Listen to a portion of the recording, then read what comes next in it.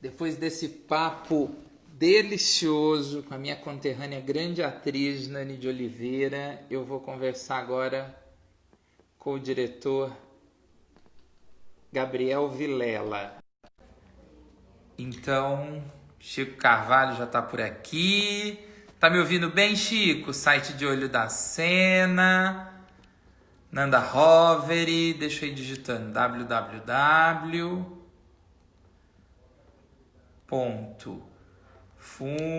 Marlene Collet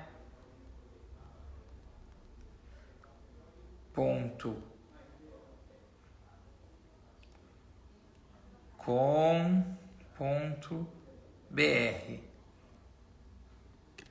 Obrigado, Chico, querido. O Gabriel já está aqui. Deixa eu convidá-lo. Babaia!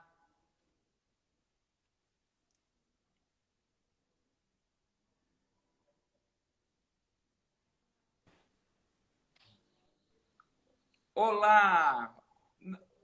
Está escuro. Está me ouvindo? Não, Cláudio, acho que não é aí, não. É.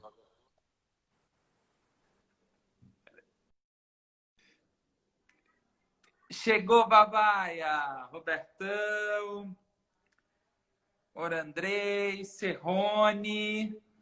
Gente, tem internet, tem dessas e acontece. Vou chamar o Gabriel de novo. Espera só um pouquinho.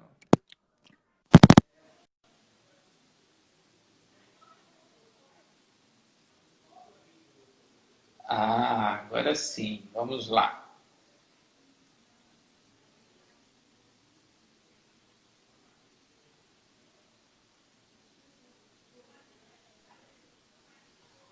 Eu escuto você, Gabriel, mas não o vejo.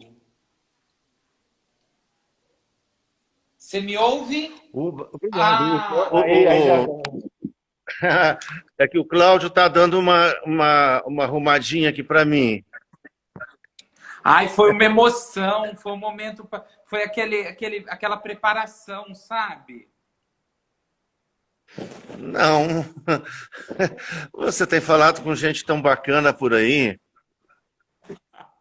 né? Tudo bem, Pedro? Querido, muito obrigado por estar aqui comigo, viu, para esse bate-papo. Eu tenho visto as tuas prosas com alguns colegas, é, é, e são amorosas com teatro, e me interessei, então, estar aqui nesse momento contigo. Muito De vez em quando tem que obrigado. puxar um assunto, que eu sou lerdo, eu sou mineiro. Tá bom.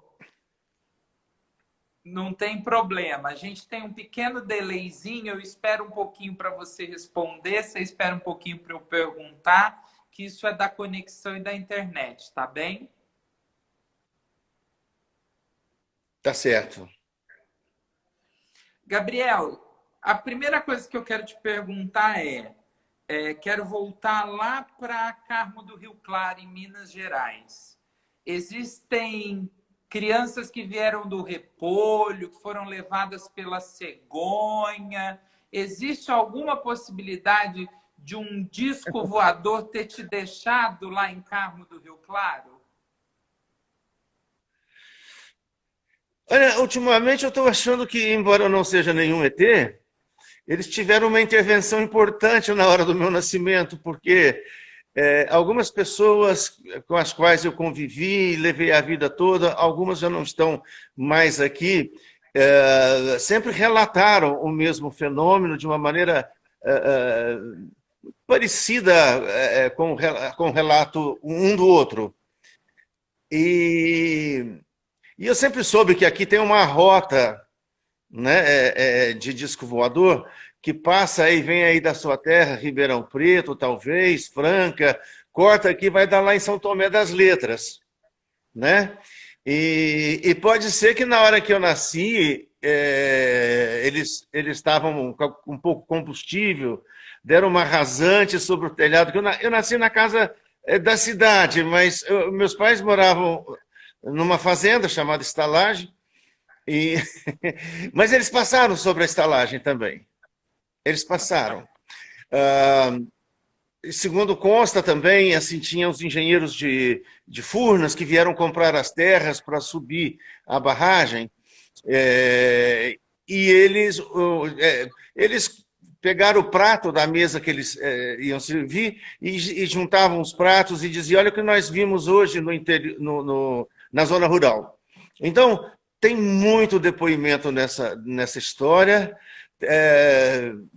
Não sei se isso caberia chamar de uma alucinação em cadeia, não acredito que seja. É um povo muito dócil, muito tranquilo, principalmente aqui no Carmo, as pessoas não tendem a... Elas podem florear a história, mas elas não mentem, né? É o jeito mineiro de contar, que é quase um jeito prosódico, né? Enfim... mas diz que sim, 3 discos voadores. Eu me lembro que a gente tinha que ir da fazenda para a cidade tomar vermífugo, e o médico que fez o parto, ele desenhava nas receitas minhas 3 bacias, não eram bacias, mas 3 formas de bacia, e dizia, olha, você é o único parto que não veio de cegonha que eu fiz. Você veio dentro dessas latas aí. É verdade, isso é verdade.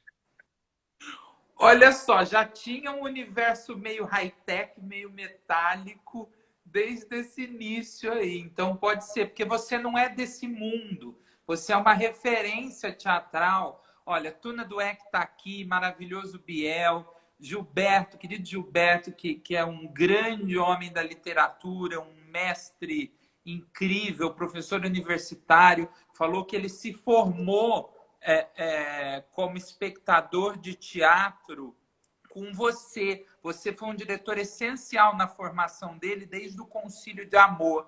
Então, assim, muita gente mandando muitos beijos, muitas energias positivas aqui para você, mas é engraçado saber que já há um grande evento desde o seu nascimento, porque os seus espetáculos, eles são... mesmo na sua pureza, na sua sensibilidade, são grandes obras de arte. Eu costumo dizer que se nós tivermos uma foto de um cenário seu de espetáculo, ele vira tranquilamente uma obra plástica. A gente pode transformar num quadro, numa escultura. É grandioso, é luxuoso, mas é simples, é lúdico, é confortante. Quando a gente ouve você falar do povo mineiro com esse carinho, a gente entende isso, porque o seu refúgio é Carmo ainda, né? E a sua referência é isso. O povo mineiro pode contar de uma forma lúdica, mas não mente. E é essa forma que você conta os seus espetáculos. E a referência da sua mãe, que era costureira, bordadeira, tá ali ainda em todas essas obras, não tá? Você borda como sua mãe ou ela bordava melhor que você? Não. Primeiro, as pessoas que estão aí participando, ouvindo, assistindo, vou tentar não ser repetitivo, mas muito obrigado pela presença de vocês, amigos. Eu nasci numa cidade muito especial, como toda cidade mineira é especial, mas a minha mãe somente bordava. A costura, que eu não aprendi, mas prestei muita atenção, e foi por causa disso que eu me interessei por figurino, vem de uma tia casada com meu tio, chamada Zilda, que é uma mestra de costura aqui da cidade do Carmo, e eu trabalhava fazendo gelé de mocotó na casa dela com meu tio, e de vez em quando ela pedia uma ajuda lá para catar no chão alfinetes, dar uma varrida no ateliê dela. Era onde eu gostava. Eu voltava para o tacho, quietinho. Mas eu aprendi mesmo foi a cortar roupa. Ficar olhando numa revista chamada Burda, nem sei se existe mais. Mas eu aprendi ali, meio autodidata, olhando as clientes dela, olhando o jeito de ela fazer, né, a tia Zilda. E, claro, em casa, todo mundo pegava assim no bordado. Era uma coisa um pouco, uma relação mais espanhola. Não tinha o problema de ser homem, mulher, moço, velho, tio, avô, precisava de um grande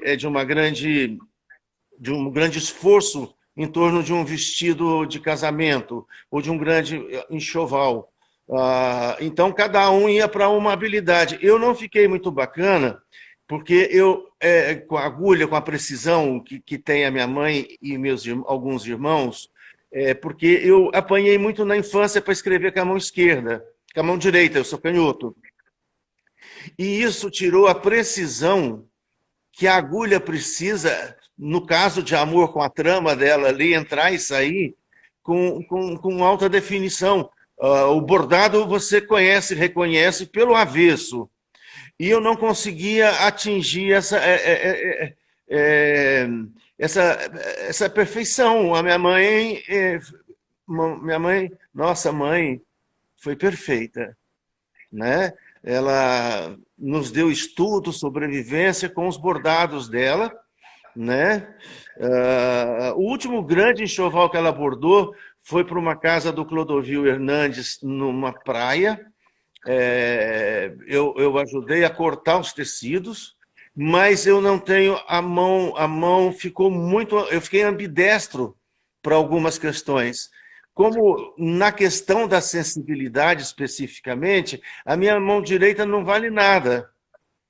Então, quem começa a bordar com a direita, começa de cá, né, em direção à sua mão direita, ao seu lado direito. E eu sou esquerdo, eu preciso começar pela direita e vir em direção à esquerda, senão eu travo. Né? Então eu tive esse probleminha, mas assim, eu ajudei muito, assim, eu tenho um belo enxoval guardado, que eu tô falando aqui de Quermo, do sítio, um sítiozinho que a gente tem aqui perto do Itaci, e eu tenho muita coisa de enxoval antigo da própria família, porque isso não é restrito à minha mãe, essa qualidade, essa sensibilidade, mas sim a um conceito de família, onde todo mundo, uma reunião de famílias, onde mais ou menos todo mundo faz um pouco, se não é pianista, é pintor, se não é pintor, é desenhista, se não é diretor de teatro, se não faz poesia, mas o fato é que nós fomos criados com muita poesia em torno, independente do ofício em si. Aprendi tanto a dar um ponto numa goiabada de cascão até hoje, quanto aprendi a fazer com a mesma eloquência e delicadeza o arremate de um bordado mesmo tendo uma mão imprópria, porque eu não consigo usar a mão direita para agulha. Gabriel, quando a gente ouve você falar, a gente vê tudo isso nas suas obras, todo esse universo dessa cultura popular, raiz, essa arte do artesão, essa arte do interior. Todas essas referências que você citou, não só barroca, mas regional, a gente vê nos seus figurinos, a gente vê nos seus espetáculos. Saber agora que você foi um homem de fazer doce no tacho. E é engraçado quando a gente ouve você falar isso. Eu, pelo menos, tenho a sensação de que era tudo feito junto, com muita gente, uns bordando, os outros na cozinha. E eu imagino que devia haver uma cantoria em volta disso. Parece uma grande roda de arte. E parece um pouco seus espetáculos. E eu queria saber se, assim, você que vivia aí no coletivo não gostou muito da experiência de teatro de grupo. Você quis seguir os seus próprios caminhos. É um pouco porque nesse coletivo familiar você não conseguia dirigir a cozinha, o fogão e os bordados da forma como você achava melhor? Pergunta curiosa. Não havia não havia um senso de direção nisso. Nós éramos muito crianças. Assim, eu posso te dizer que eu estava 68, 69, quando desceu na Lua o homem, eu estava batendo geleia de mocotó na cozinha desse meu tio. Sabe quando chegou na Lua lá, que o cara desceu, o O Louis astronauta? Armstrong. Então, hein? Foi o Então, Armstrong. não havia uma concorrência absoluta de quem é o líder da coisa, porque essas coisas eram setorizadas. A minha mãe nunca foi de fazer comida. Ela não gostava de cozinhar, de fazer doce, nada. Ela tinha. Então, na casa dela, predominava o bordado, né, o enxoval, a noiva, a debutante. Na casa da minha avó, por exemplo, a vovó Carmelita, que hoje ela dá nome ao Teatro Municipal, ela foi uma professora erudita de piano, com especialização em Chopin, né? Ela estudou num colégio de freiras francesas, né? E ela se especializou em piano erudito e popular. Agora, ela mais do que isso, ela era uma artista tão completa na arte dela que ela chegava a realinhar, rearranjar o aprendido, o que está na partitura, ali na hora, num improviso deslumbrante. Então, na casa da minha avó, tinha uma certa religiosidade implantada, ela era muito religiosa e tinha assim, um respeito imenso à liturgia do café, do almoço, o momento de ela tocar o piano, de a gente sentar. Né? O vovô também descia, subia da horta, vinha, sentava ao lado dela. Né? Então, essa era uma outra família que cultivava um outro tipo de arte musical, né? Ah, a parte intelectual da família, uma parte intelectual da família, que é a família Figueiredo, na casa da tia Lourdes, do Timilton, do Jó, do Dito, era um lugar que exalava a cultura, que se falava sobre os autores russos. O meu pai estava constante nesta casa, participando. O meu pai era muito da literatura, o meu tio, irmão dele também. Né? Na casa do meu outro avô, Antônio, e a minha avó de Luca, que odiava, né? Mas se respirava poesia, se escrevia poesia. O meu avô escreveu sonetos a vida inteira. Eu tenho uma pilha de sonetos dele aí, que um dia eu gostaria de publicar. E a minha avó tinha um horror quando meu avô começava a declamar poesia. Ela falava: ô Antônio, para de falar bobagem, poesia de falar palavra, eu quero poesia que põe dinheiro no bolso. Ela tratava desnaturadamente a poesia dessa maneira. E a própria casa da tia Zilda, que era uma casa também de muitos doces, mas assim, era o refinamento que me interessava, não era a coisa em si, né? Achar o ponto. Né? Achar o ponto, seja no bordado, seja na melodia, no tom, na cantoria, seja ouvindo um clássico, um Chopin clássico, seja... eu passei um tempo também indo muito para... Nós somos aqui de perto de São Bom... como é que chama? Do Rei? São João del Rei. E na época tinha umas igrejas sendo restauradas. E a gente ia muito lá como aluno, tínhamos 2, 3, assim, a gente pegava carona e ia para lá, ficava por lá assim, uma semana prestando atenção em tudo aquilo, curioso. O mineiro é de natureza curiosa, né? Então ele sai investigando. Né? E a relação com o barroco, por exemplo, ela vem dessa curiosidade mesmo, assim, quando estava tudo depauperado, caindo os pedaços, houve um movimento nacional, internacional, a Unesco, e todo o patrimônio aqui foi reconstituído, né? Pode-se dizer principalmente de Ouro Preto, Tiradentes é um pouquinho mais recente, talvez, mas teve a Fundação Padre Anchieta, ou é a Fundação da Globo, não sei como é que fala, mas a Globo teve uma participação muito importante, Roberto Marinho, em Prados, que é uma cidade de 20 e tantas orquestras, né? A Ribeiro Bastos, a própria Ribeiro Bastos, uma especializada no barroco, na música barroca mineira, aqui do lado. Então, por uma molecada de 16 anos, e preciso te contar uma história. Eu conheci Milton Nascimento com 11, 12 anos de idade, que a gente não podia entrar no clube. Tinha baile e a gente ficava de fora, não podia entrar. Com a banda do Milton, com o Milton Nascimento, o Wagner Tiso, o povo dele que andava por aqui tudo. E a gente não podia. Então eu ouvia muito o Milton. Um grande momento era o Milton, aquela voz divina, que mora vizinho da minha cidade, né, aqui, crescido aqui em Três Pontas, cantar Only You, né? E vinha uma coisa que você não sabe, de uma androginia, talvez, né? Mas é um timbre superior, assim, uma coisa divina, né? Pois eu fui para o Woodstock, na terra dele, e depois eu dirigi um show do Milton. Você quer honra maior que isso? Chamado Tambores de Minas.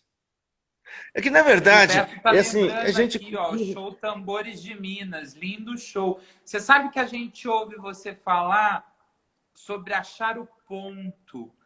Você achou o ponto no teatro ou você espera não encontrar nunca e continuar nessa procura e nessa pesquisa? Talvez eu tenha encontrado o ponto de partida, né? O ponto de chegada, eu tenho a impressão que é só depois da missa de sétimo dia, lá para frente, na porta do templo de Apolo, onde as meninas faziam as leituras, como chamam as pitonisas. Estava escrito uma frase que eu acho que é socrática e que diz mais ou menos assim: nenhum homem pode dizer que conheceu a felicidade sem antes morrer. Eu acho que esse ponto é o ponto da felicidade suprema, que, na minha opinião, é um retorno a esse barro milenar, né, ao qual, da terra, do qual fazemos parte, ou levamos um sopro e assustados saímos aí pela terra, mas é um pouco isso, filosoficamente. Não tem, na arte não tem ponto de chegada. Assim, é muito difícil. Eu acho que as pessoas concluem trabalhos, né? Mas se você pega, por exemplo, os grandes mestres da pintura, você vai ver que a vida foi pequena para tanta pesquisa, para tanto achado, para tanta coisa que queria achar mais, e aí a pessoa ficou menor, né? O tempo foi pequeno, não é que ela ficou menor, né? Mas o tempo foi ingrato, ele é sempre ingrato, Saturno é terrível. E aí tira a possibilidade de mais 10 anos que poderiam ter concedido a uma pessoa do porte de um maluco, um doido, assassino, Caravaggio, né? Mas desse a ele mais 10 anos e a arte estaria mais volumosa, mais consistente. Assim eu penso. Olha só, existe uma comunidade, gente, eu preciso fazer essa menção, existe uma comunidade no Facebook em homenagem ao Gabriel Vilela. A curadora é a Ananda Roveri, do site De Olho na Cena, e ela está dizendo que todas essas histórias vão estar nessa comunidade. Convida quem for apaixonado pela obra e pelo Gabriel Vilela para participar dessa comunidade, para vocês poderem trocar materiais e experiências sobre a história do Gabriel Vilela. Eu queria lembrar de uma história engraçada. Eu não lembro se foi quando você veio a Ribeirão Preto com o Requiem ou com o Écuba. Mas você estava de barba e você lembra muito o Veiga, que é um produtor importante aqui de Ribeirão Preto, né? E eu lembro de chegar no teatro apressado e pegar na sua mão e falar: Veiga, Veiga, Veiga, eu quero. Acho que foi Écuba, porque foi com a Valderiza. eu quero conhecer, eu quero encontrar a Valdereza, entregar um negócio para ela. Aí você pegou na minha mão e falou assim: não, eu não sou o Veiga, mas vamos lá para você falar com a Valdereza. Depois de descido do camarim, eu vejo o Veiga de verdade e falo: Veiga, agora eu quero conhecer o Gabriel Vilela. E ele me aponta para você. Eu falei: meu Deus do céu, olha a gafe. E você me tratou naquele dia com o maior carinho do mundo. Fez um sonho de menino. Muito obrigado, viu? Obrigado a você, o Veiga é maravilhoso, querido, a gente se parece mesmo, né? E a Valderez, dentro daquele teatro lindo lá de vocês, o Pedro II, ela nasceu e cresceu ali dentro, ela é de Ribeirão Preto, né? E fazendo Tragédia Grega, que foi a única obra que eu me arrisquei até agora, ainda não, mas quando eu ficar mais maduro um cadinho, eu vou fazer muito teatro grego, Ah, para o Teatro tomara, Pedro II. a gente quer que você faça muitas e muitas e muitas coisas. Olha, eu fixei aqui agora, eu pedi licença, tirei um pouquinho do fundo Marlene Collet e fixei a comunidade do Gabriel no Facebook para quem quiser fazer parte e conhecer melhor o trabalho do Gabriel. É engraçado que eu ouvi uma frase sua uma vez, ou de algum ator que trabalhou com você, acho que foi a Teuda que disse que você costuma dizer que quando a gente fala da casa da gente, a gente fala para o mundo. Você tornou nesse papo e todas as referências da sua história um mundo lúdico, colorido e incrível e teatral. E você inseriu o seu mundo nisso, o misturou com os mundos da sua obra. Você costurou literalmente essas histórias. E começou com você vai ver o que você vai ver, né? Sempre transitando. A peça se passava num ônibus. Você não sente vontade de montar novamente? Você vai ver o que você vai ver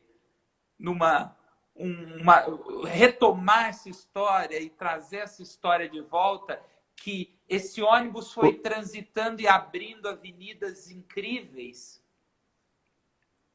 Olha, Pedro, até os 40 anos, inclusive eu cheguei a montar 2 vezes A Vida é Sonho, que é um texto que eu gosto muito, mas agora eu tenho 60, vou fazer 62 anos, e eu estou me reservando para as novas experiências. Por exemplo, eu sou um diretor que ainda não montou Hamlet, eu ainda não montei Édipo Rei, eu não posso achar que eu estou completo, feliz, né? Eu tenho um bom currículo, né?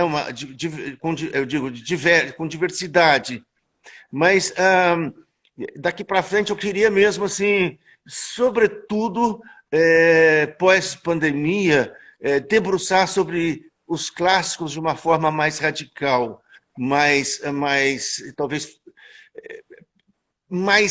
pensar mais e botar. É que tem um problema sério. É da natureza da arte mineira correr atrás, pesquisar a beleza, né? Ir atrás da beleza. Eu vejo que, quer dizer, nós estamos vendo um mundo muito feio.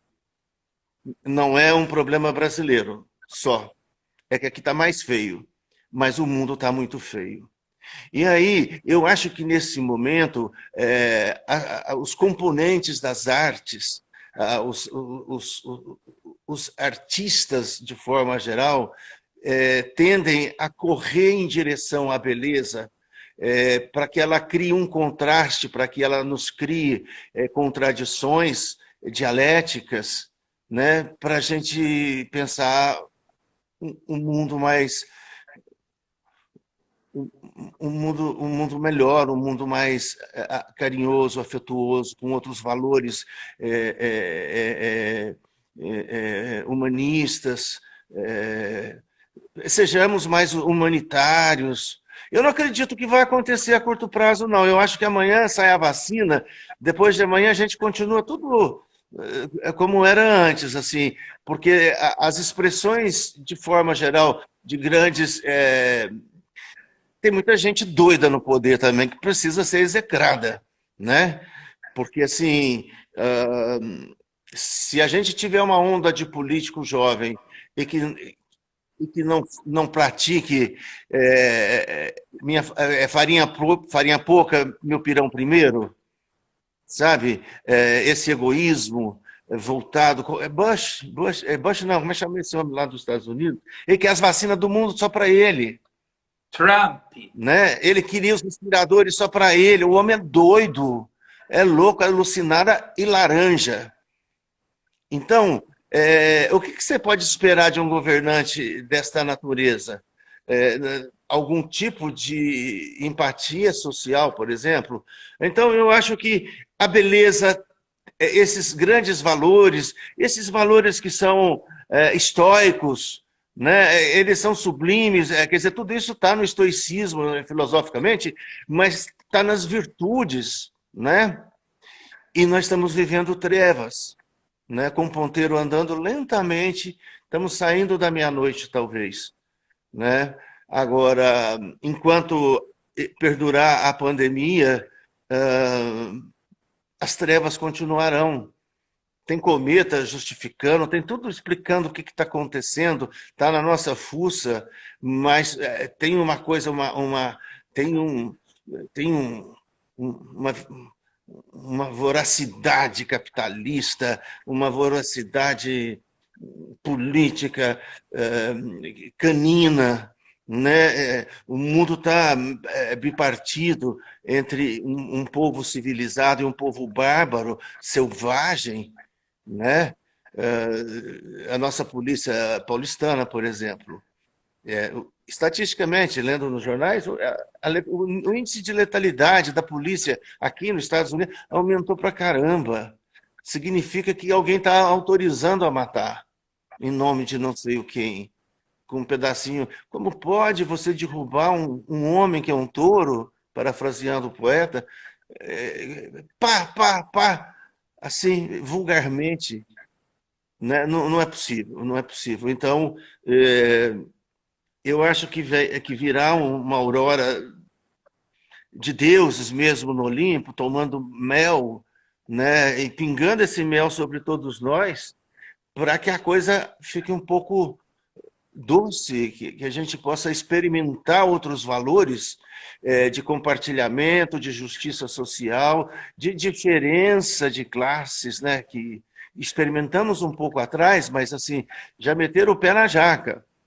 Então, o mundo vai precisar pensar mais no mundo do outro, né?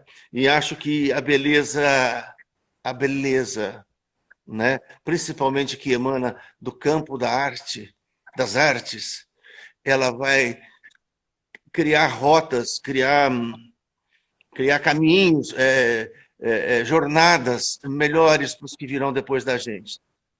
É o que eu penso. Você sempre destacou que você não conseguia criar arte naturalista, realista, e eu acho que nesse momento o que a gente queria era viver num mundo colorido, num mundo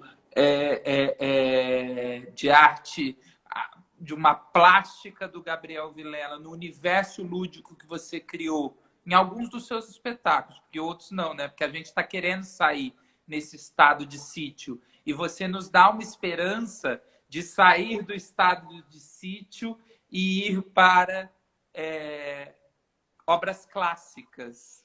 Tomara que depois da pandemia você saia realmente, então. Se você não for revisitar o seu passado, mas que você saia do estado de sítio para os clássicos. Você encheu o coração de muita gente de esperança com a possibilidade de montagem dessas obras num futuro novo e próximo.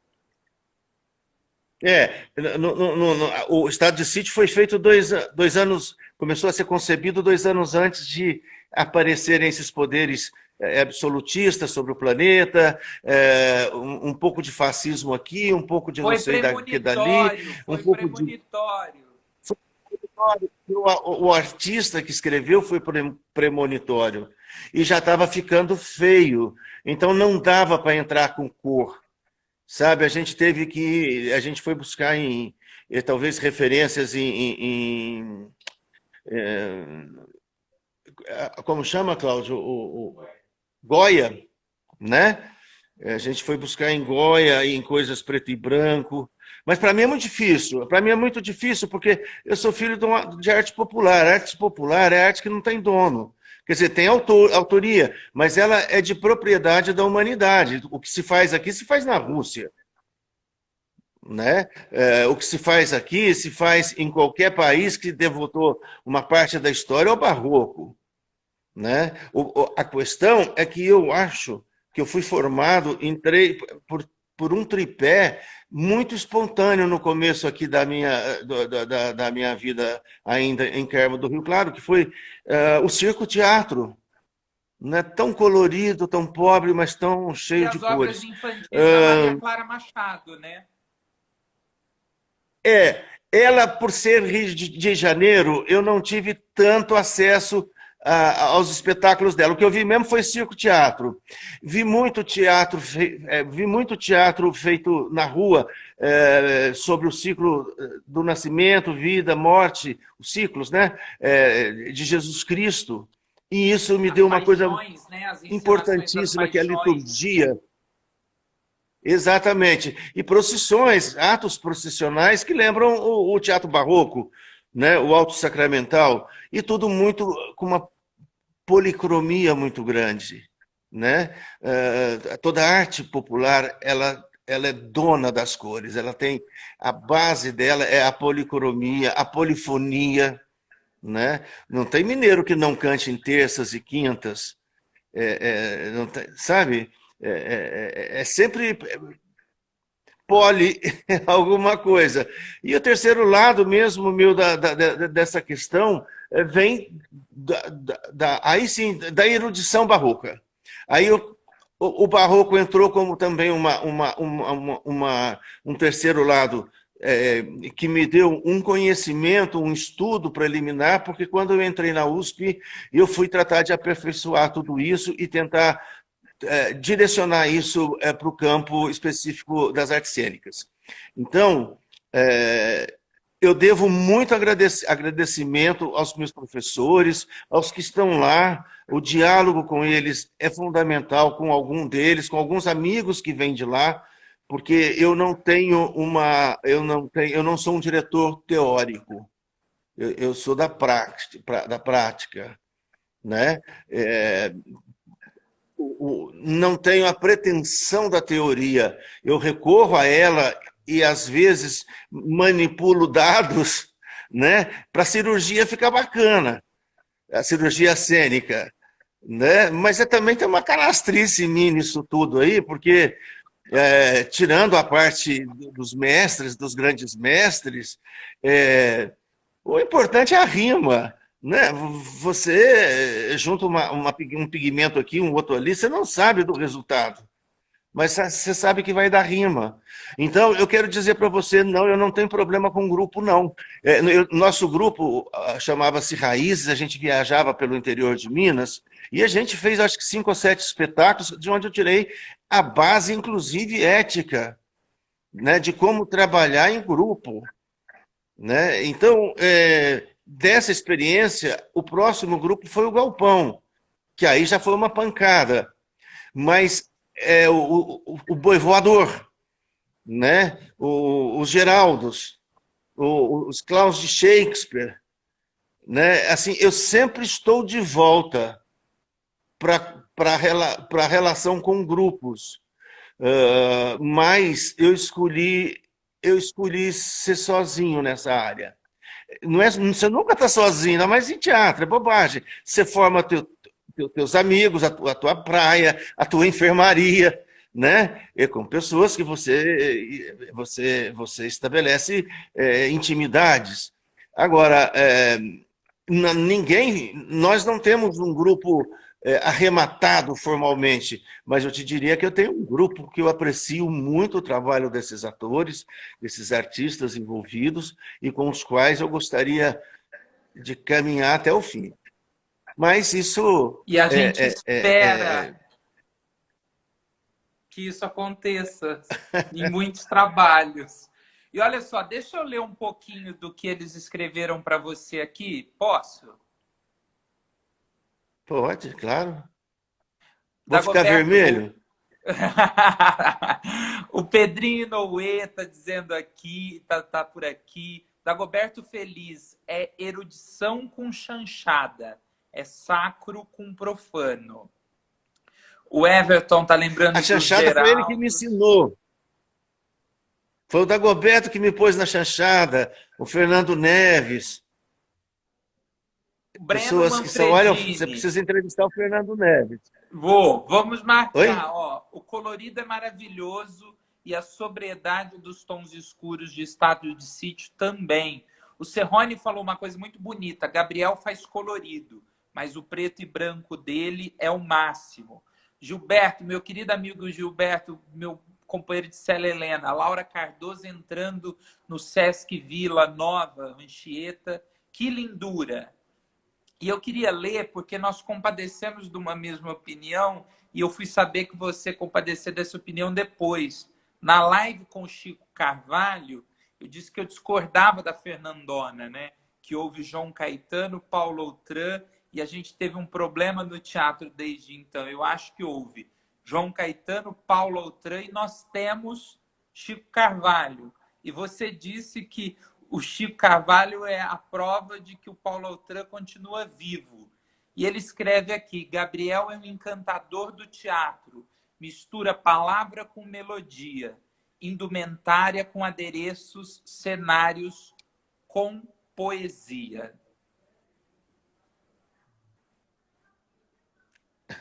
Ficou comovido.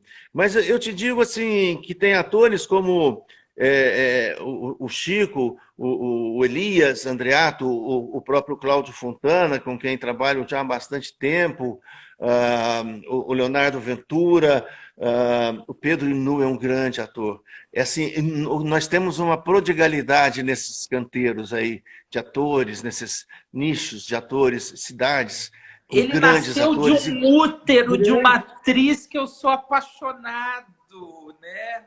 A Nena A fazendo Antes de Nena. Morrer é uma coisa de louco. Sim, você tem razão. Agora, é muito bonito porque a gente consegue, Lavínia Panúzio, Valderez, a gente consegue misturando, puxando gente nova também para a experiência, um combinado, uma parte, uma cota do nosso trabalho, vem sempre, traz sempre 3, 4 atores, os elencos são grandes habitualmente, então a gente sempre traz 3, 4 atores que estão saindo de escolas, que estão para pegar de frente esse pessoal que já está na labuta há algum tempo. Então, eu muitas vezes ponho a moçada assistindo Elias Andreato, sabe? Outro Paulo Altran, né? O Cláudio, o Chico.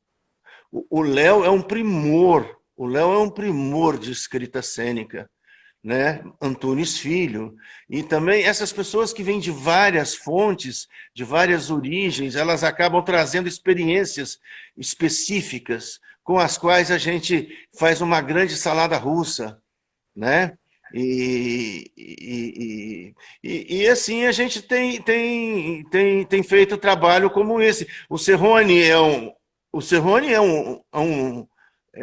um portento, é um homem de tamanhas qualidades dentro desse contexto rarefeito da arquitetura cênica, do figurino, do adereço. Acho que já tivemos mais figuras